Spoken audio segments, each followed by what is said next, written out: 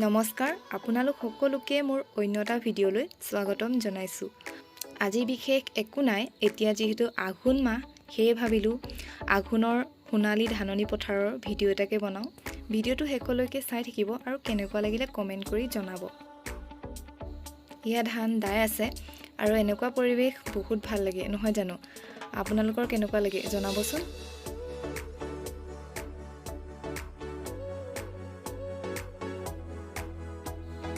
এই বস্তুটো বাৰু কোনোবাই চিনি পাইছেনে? আজিকালি প্ৰায় সৰু ল'ৰা ছোৱালীয়ে চিনি নাপায় আচলতে। এইবিধ হৈছে নৰাৰে বনোৱা পেঁপা। সৰুতে এনেকৈ পথাৰলৈ আহি পেঁপা বজাইছিলোঁ। আজিকালি এইবিলাক পৰিৱেশ নাইকিয়াই হ'ল পিছে। এয়া হৈছে ৰাবাব টেঙা।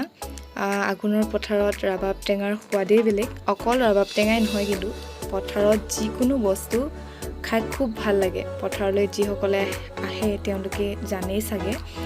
আৰু আজিৰ ভিডিঅ'টো ইমানেই, বৰ বিশেষ একো নাই, এনেই বনালোঁ আৰু ভাল লাগিলে।